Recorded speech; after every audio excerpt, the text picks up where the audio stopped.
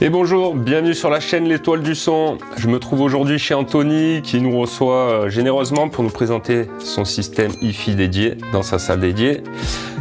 Un système que je peux dire d'ores et déjà que j'aime beaucoup. J'aime beaucoup la manière dont il recherche les éléments de sa chaîne, niveau rapport qualité-prix, performance-prix.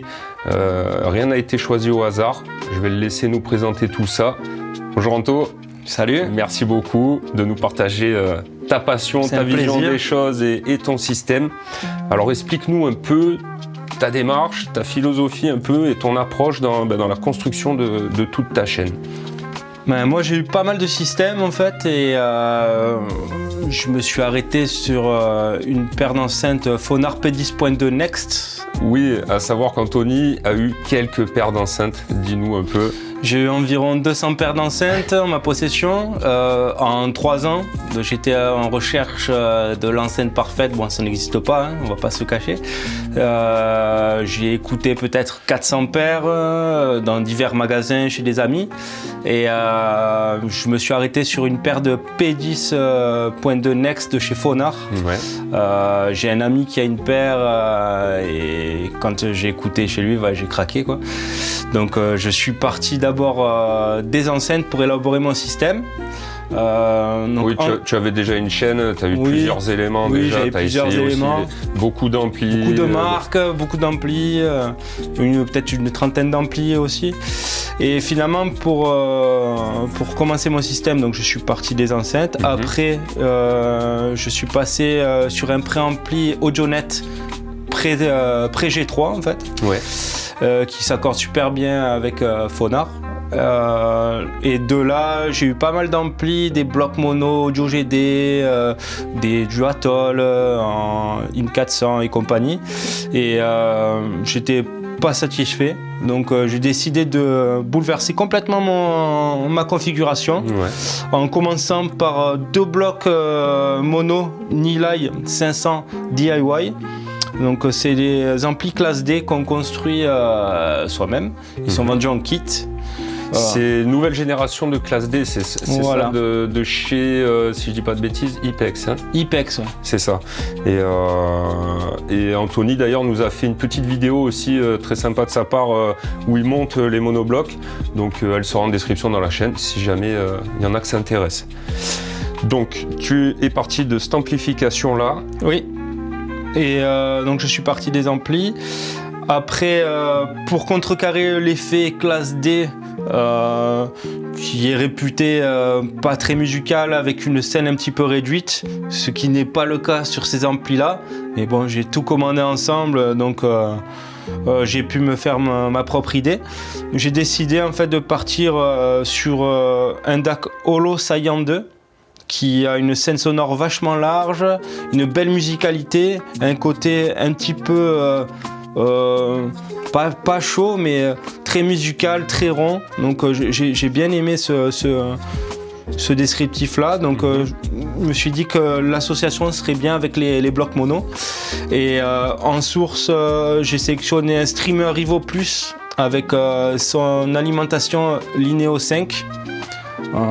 Ouais, donc tu es parti directement sur le pack avec alimentation. Oui, hein. Oui. Parce qu'à savoir que Volumio propose ou l'achat du streamer seul ou avec l'alimentation séparée.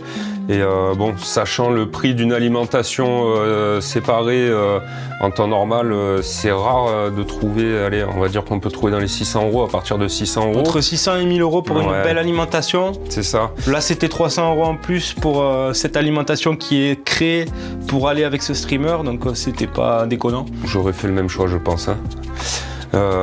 Donc le streamer Rivo, c'est quoi un peu qui t'a aiguillé sur ce produit-là à la base J'ai beaucoup regardé de vidéos de youtubeurs américains qui essayaient ce modèle-là et ça m'a assez séduit sur le papier. Ça m'a parlé. Je pense que l'association avec le Holo était pas déconnante non plus. Donc en plus ils sont compatibles I2S les deux, donc les nouvelles liaisons donc, qui sont censées être meilleures que l'USB. Donc ça m'a séduit toute ces nouvelles technologies, on va dire. D'accord. Je vois que dans toutes ces nouvelles technologies, justement, et donc des technologies qu'on n'a pas l'habitude de voir beaucoup, c'est pas très connu chez nous, surtout en France. Tous ces produits-là, on a beaucoup l'habitude de Delon, Marantz, Hi-Fi Rose, tout ça. Donc ça, c'est vraiment ce que je trouve intéressant, c'est qu'Anthony, il a vraiment fouiné pour trouver des éléments qui ont un super rapport qualité-prix et qui, pour la plupart, mettent la pâtée à des éléments beaucoup plus chers qui se trouvent sur le marché. C'est ça. Et donc, dans toutes ces dernières techs, je vois une petite partie vintage. Oui, alors là, on a une platine CD TEAC qui m'a été offerte par Paul, généreusement. Donc ça, c'est mon petit bijou maintenant et elle restera dans la config pour toujours. Voilà. Ça me touche et c'était le but, c'est que ça te fasse plaisir et qu'elle te plaise surtout. C'est une super platine avec un DAC qui est d'excellent niveau. Donc en attendant de recevoir ma config, j'avais que le WIM Ultra qui me servait de streamer et DAC et j'ai préféré faire mes écoutes sur cette platine-là en attendant. Parce que c'est de 1992, mais le DAC est exceptionnel dessus. C'est vrai, une qualité de construction qu'on retrouve maintenant dans des produits inaccessibles. Oui. Et la vieille mémère, elle fait un job extraordinaire. Donc tant mieux et ravi que ça te plaise. Oui.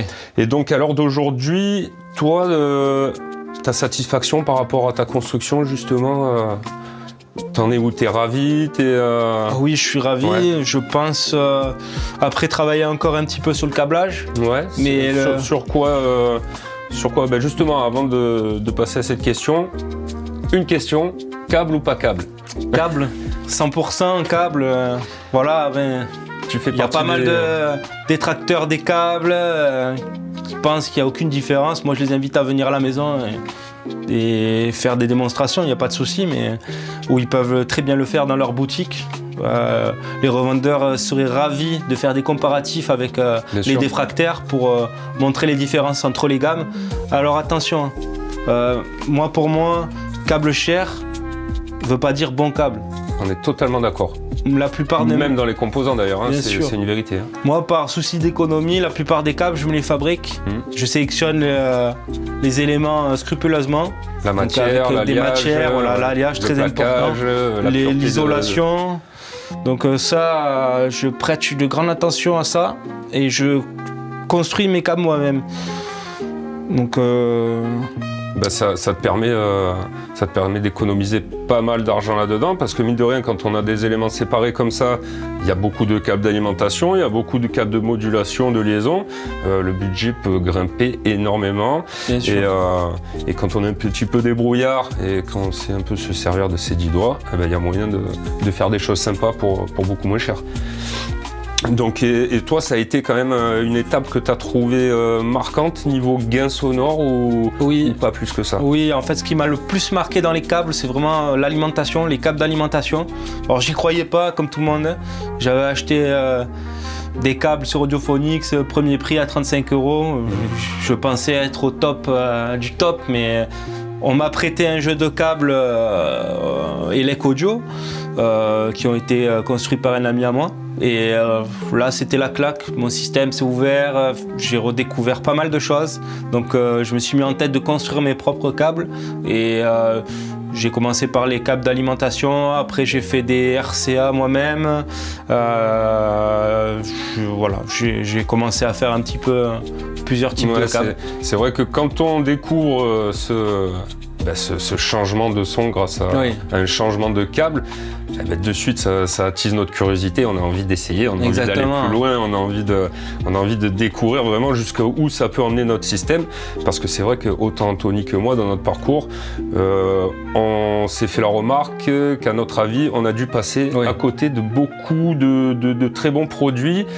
À cause de ça, on pensait qu'ils étaient pas si bien, que ce soit un ampli, un DAC, alors que peut-être que si on avait eu le bon raccordement, on aurait vraiment découvert les capacités du produit et peut-être qu'on l'aurait pas revendu, peut-être qu'on l'aurait gardé, enfin voilà. Donc c'est à pas négliger.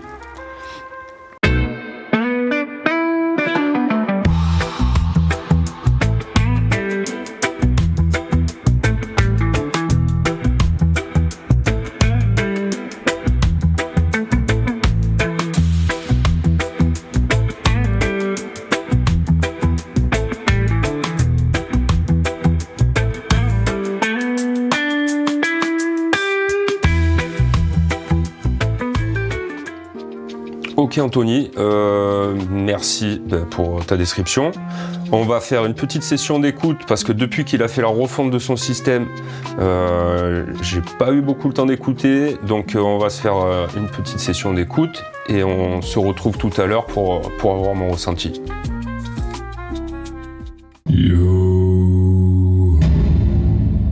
All hands, hoist the colors high. Falling for that. You were never.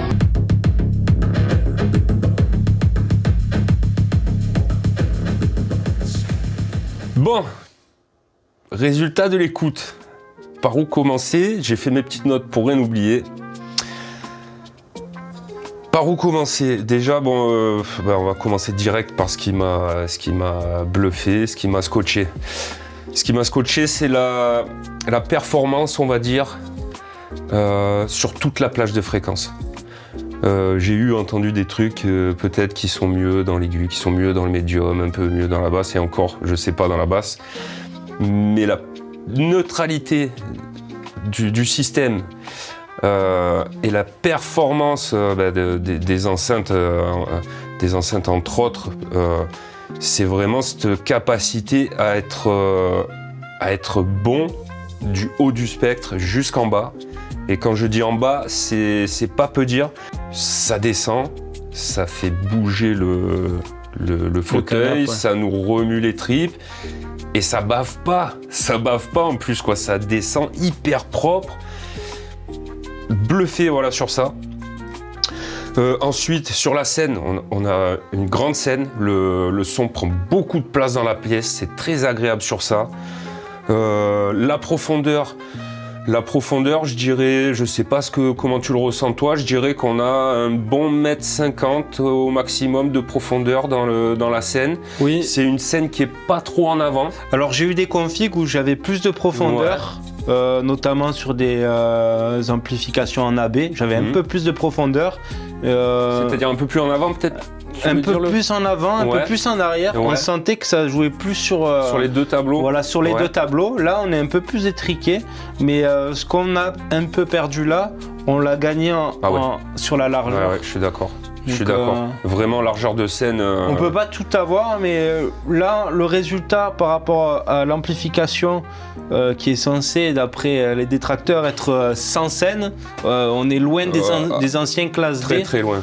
Là, on Très, a très quand même une belle scène. Quoi. Et on en est convaincus tous les deux. Pour nous, le classe D, c'est l'avenir. Je pense que beaucoup de marques vont s'y tourner. Ça commence déjà. Et quand on voit la place de ces petits machins là, ça chauffe pas ou très peu, ça prend pas de place, ça consomme beaucoup moins qu'un gros AB. Et ces petits machins-là arrivent à faire bouger ça, mais d'une manière incroyable. Elles sont pas faciles à driver. Elles sont pas faciles. Je crois qu'on est du sur tout. 87 dB de sensi, il faut y aller quand même. Pas un énorme rendement, on a des gros haut-parleurs quand même. Sincèrement bluffé par ce côté-là, le côté vraiment descendre dans les abysses et contrôler super bien quoi. Et en prenant en compte, autant Anthony que moi, on aime bien faire nos écoutes quand même à haut volume. On aime bien quand ça joue, on aime bien aussi se faire plaisir sur des morceaux où il y a de la très bonne basse, tout ça.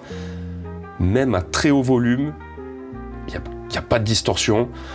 Ça s'écoute très très bien et les haut-parleurs sont tenus royalement. C'est vraiment bluffant. J'ai pu écouter des systèmes complets beaucoup plus chers que ça, qui n'avaient pas ce rendu-là dans l'ensemble. Alors comme je disais, des fois il y a des meilleurs aigus, ou on aura des meilleurs médiums, on peut trouver quelque chose de plus spatial, mais par contre qui va pêcher dans les basses, qui va pêcher dans le milieu de basse, certaines choses qui vont être trop aiguës. Là, on a une neutralité, une régularité très propre du haut en bas. C'est neutre, c'est ça qu'on recherche aussi. Moi, je voulais un équilibre en fait. Je voulais pouvoir jouer tout type de musique et pas me focaliser juste sur les musiques type audiophile qui vont rendre bien. Moi, j'ai envie d'écouter la musique, j'ai envie de me faire plaisir. Donc si c'est pour écouter juste une vingtaine de sons dans ma playlist pour dire ouais j'ai un bon système, ça m'intéresse plus. C'est ça. Ça m'a intéressé, mais ça m'intéresse plus. Je cherche de la polyvalence, faut que ça aille sur tout type musical et ça va très bien. Bah écoute, ça se retrouve dans le résultat. Franchement, ça se voit que tu as sélectionné tes produits par rapport à cette recherche-là. Car j'ai mis du temps Ouais, c'est sûr. et de l'argent. Et de l'argent, ouais. Mais Et tout ça pour en revenir pour quelque chose qui est moins cher et qui est meilleur. Exactement. Parce que j'ai eu des gros amplis électrocompagnettes et compagnie. Il a eu des beaux monoblocs J'ai eu des configs des fois qui étaient Et on en au prix passe. d'une voiture, mais Ouais. j'étais pas vraiment satisfait. Et là, pour quelque chose qui est bien moins cher, je prends plus de plaisir. Ben, au Donc, final, c'est ton expérience et ton évolution, ton changement de mentalité au fil de la passion qui, au final, t'a amené dans une approche totalement différente au final de la hi-fi. c'est ça. Et pour ça, pour ce faire, il faut écouter beaucoup d'installs, posséder beaucoup d'installs. Enfin, il faut pas hésiter à renouveler sa config ou aller écouter dans les magasins, chez les copains et pour voir qu'est-ce qu'on aime, qu'est-ce qu'on n'aime pas. Parce que si on a une seule config et qu'on croit être la meilleure du monde entier, c'est pas la peine. Nous, c'est pas ce qu'on recherche. On se remet en question. S'il y a des choses qui pêchent, on n'hésite pas à changer, renouveler le matériel et voilà, jusqu'à arriver à ce qu'on veut, quoi. Exactement. Ben, en tout cas, là, c'est réussi, même si je sais que tu as encore des petites choses que tu voudrais améliorer, peaufiner. Ah, mais toujours plus, hein, tu sais. Qu'est-ce que j'oublie? Donc, séparation d'instruments, j'ai trouvé que c'était correct. Voilà, correct. Le contour des notes et tout ça, hyper silencieux, hyper net. Les notes démarrent proprement et stoppent rapidement et proprement. Alors ça, vraiment, c'est le DAC m'a apporté beaucoup de silence entre les notes. D'accord.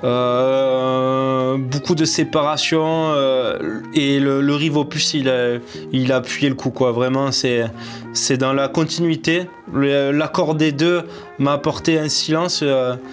Vraiment sur certains enregistrements j'entendais un bruit de fond où c'était mal détouré. Là c'est ciselé, c'est net et l'apport des deux a vraiment été assez impressionnant. D'accord. Ça, bon, les graves, on en a parlé, hein, c'est les abysses, mais les abysses très clairs, hein, c'est pas les abysses où il y a les petits trucs dans l'eau, où on voit trouble, non, c'est net. On en a écouté en plus. Hein, On a écouté des morceaux qui torturent beaucoup de systèmes, et elles ont pas fléchi. Hein. Et ouais, pour les enceintes, moi, c'est pas le coup de dire j'ai ces enceintes, c'est les meilleures du monde. Parce que avant de les acheter, il s'est passé 2 ans avant la première écoute que j'ai fait dessus, et je les ai réécoutées plusieurs fois, jusqu'à tourner en rond sur plein d'enceintes. Et finalement, je me suis fait plaisir, j'ai dit allez, je me les prends, je les prends neufs, je me fais plaisir, j'envoie un billet. Et j'ai été conquis par ces enceintes bien avant les posséder. Donc c'est pas le coup de dire je les ai, c'est les meilleurs du monde. Non, t'as réfléchi longuement. J'ai réfléchi t'es allé faire d'autres écoutes, on a pu faire des salons ensemble. Parce que c'est un budget quand même, hein, c'est pas donné. Et pour moi, ça fait beaucoup d'argent. Donc avant d'en arriver là, fallait être vraiment sûr, quoi. On est d'accord. Donc voilà. Bah écoute, quoi te dire à part merci de ton partage. On s'attarde pas vraiment trop sur chaque élément de la chaîne. Tout ça pourquoi?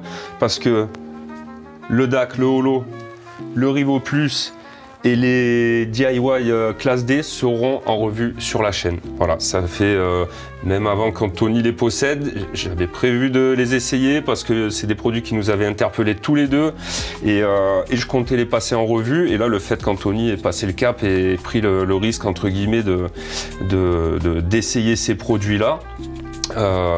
Et le fait que je les ai écoutés, ça me conforte encore plus dans l'idée que je veux les passer en revue sur ma chaîne, sur mon système de référence que vous découvrirez dans pas longtemps aussi. Je suis désolé, je vous ai pas fait de vidéo de présentation, j'ai fait un peu les choses à l'envers. Je vous ferai ça la prochaine fois, où vous verrez mon système de référence, tout ça. Je les essaierai sur mes enceintes que je connais par cœur, sur mon système que je connais par cœur, dans ma pièce que je connais, pour avoir vraiment un jugement critique et vous en dire le plus possible sur chaque élément. Voilà. Anthony, un grand merci. De rien. Et félicitations pour la construction de ce beau système. Et il me reste plus qu'à plus qu'à vous dire au revoir. C'est la fin de cette vidéo. Je vous remercie. Merci beaucoup aussi pour la première vidéo du salon que j'ai postée. Il y a des retours sympas. Je ne m'attendais pas à avoir autant de visibilité sur cette vidéo. Ça me touche beaucoup. Donc je vais faire en sorte de vous proposer le meilleur contenu possible. On va essayer de varier. Vous me direz ce que vous préférez ou pas. Un grand merci d'avance. N'hésitez pas à vous abonner s'il vous plaît, à mettre un like, à partager. Si jamais vous avez des proches qui sont dans la passion aussi, n'hésitez pas, ça va m'aider beaucoup à vous proposer pas mal de revues et de contenus intéressants. Merci beaucoup et à bientôt. Merci Anto.